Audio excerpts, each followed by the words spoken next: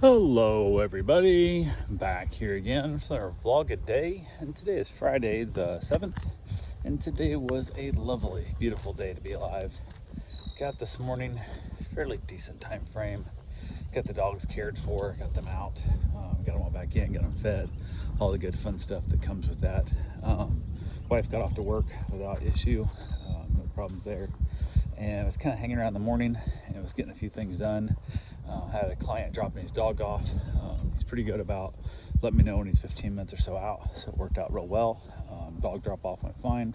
We chatted a little bit. He was telling me about how he was out walking the dog and talking to one of the neighbors and stuff that he kind of knows pretty well, and stuff about how much he travels and how he brings a dog over. He has a setter all the time, and she's like, "Oh, I'll watch your dog for free. I like it. Seems like a great dog." And he's like, "No," just like shut her down. He's a very upfront, kind of, I guess, can be considered a truce gentleman. And he's like, "No." He goes, "I don't do friends kind of stuff." He goes, "I have a professional. I pay. He does a good job. The dog loves it there. I know everything's good to go, and it is what it is." So, and I just looked in and I was like, friends are the fucking worst, man. Like, you can't trust friends to watch your dogs and stuff. It's absolutely terrifying, the whole process of what's going on there. So, see if this car is not gonna,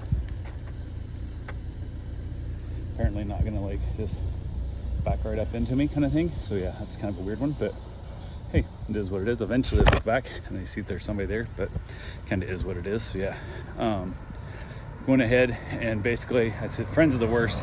He's talking about another friend of his he knows.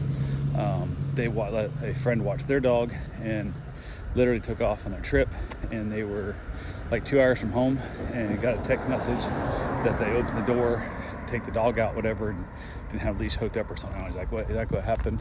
Whole story. The dog ran out, across the yard, straight out to the street, and was hit by a car and killed right in front of him 2 hours into their trip. So I was like, that's great. And he has another friend of his that said they were heading off on a trip and they made it 2 or 3 hours away, and the people freaked out. "How are you doing today?" And they said that they were freaked out by the fact that their dog seemed aggressive because it was whining at the door. I'm like, your dog's new at this house. I don't know what's going on. And they just didn't feel safe anymore. So the person had to turn around, drive all the way back, cancel their entire trip, the whole 9 yards. It was just absolutely a mess. So you often can get people who claim to be professionals that do dog sitting like I do that absolutely suck. And there's a ton of those stories online too.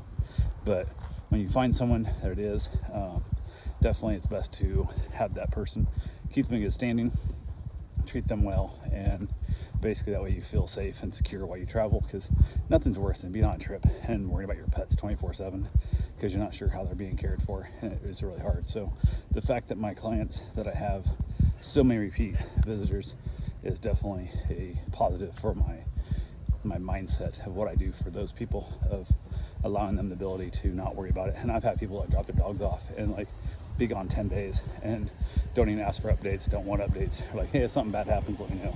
Otherwise, we're on vacation." So, and they know their dog's having most likely more fun here than they ever have at their own house because they have their dogs to play with. And depending on how busy I am and what it is, like we're taking the dogs to Dog Beach, I've taken dogs camping before, taking dogs kayaking, I've done all kinds of crazy stuff. So people that know this, and I always get permission before I do that kind of thing, but works out really, really well for them. So it is what it is. But went ahead and then got a couple things done after he dropped him off. I was getting ready to head up to New Smyrna to go feed some cats, and I got like 10 days of feeding their cats. And they got some outside ducks, and they got an outside cat now too and whatnot. So I went ahead and I was like, okay, cool, whatever. And as I was going to take off, I text to ask about how much I'm supposed to feed the outside cat, because I don't know how much to feed the inside cats and stuff, but the outside cat that's kind of wandered up onto her property.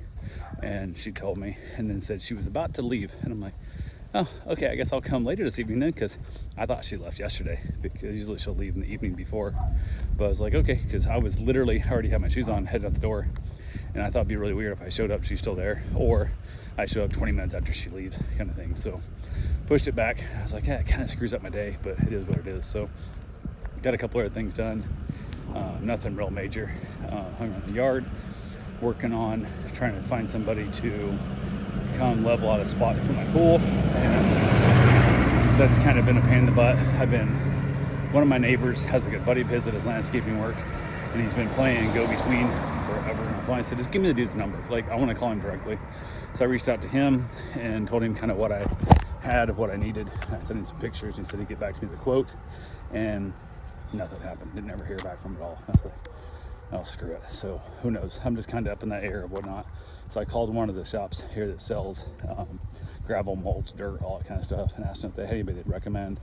And they gave me the number to a younger guy. I don't know, he's trying to start a little business. So I reached out to him, left a message, nothing, sent a text message, nothing. So who the hell knows? But my number is still showing up as an Iowa number, and a lot of people get all weird out thinking it's gonna be some kind of scam. I'm like, no, the scam will be your local area code, because they're trying to scam you as if you're somebody you might know. Out of state one is not it, but we're in Florida where everybody comes from everywhere else. Nowadays you keep your phone number, so bad business practice not to answer your damn phone, or at least check the message and go from there. His message is vague, and it's just that leave a message after the beep, whatever. It doesn't say who he is, doesn't say nothing. So a lot of lack of business skills, but I don't need a talent.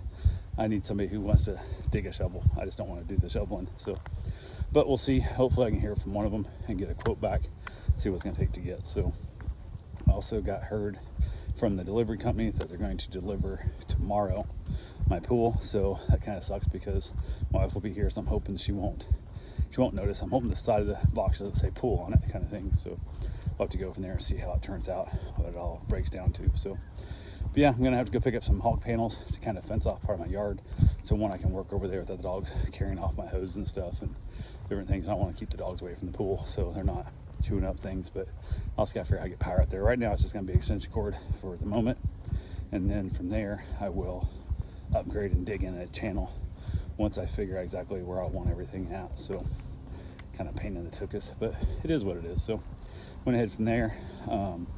Finally had another dog get dropped off. I was supposed to get dropped off like 1 and 2, and they changed it. They want to drop off at noon. I'm like, not a problem.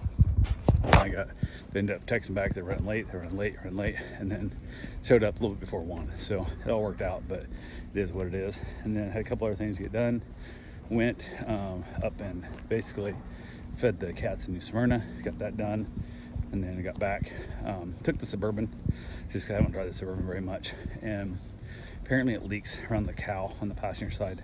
And since I haven't drove it for a while, it's been raining like crazy. It's got a little water down the front floorboard, which sucks because I gotta figure out where that leak's coming from. But it's pretty common in old trucks like that. I just gotta find out. I'm pretty sure I know where it's coming from, but I gotta get up underneath there and get a flashlight in there and get a hose on it and kind of see what's actually happening. So, and you go there sometime in the dark, put some big spotlights out there, shining in on it, and a flashlight, and have somebody else help me, hopefully, and then I can see your lights coming through, because light gets through and water gets through. So not always can you guarantee you can get water without light, but you'll always get water if you get light. So, but it is what it is. I jumped in the Suburban, headed over, and then of course it started to rain. The Suburban don't have air conditioning yet, so it kind of sucks. I had the windows down and getting rained in, but it's life.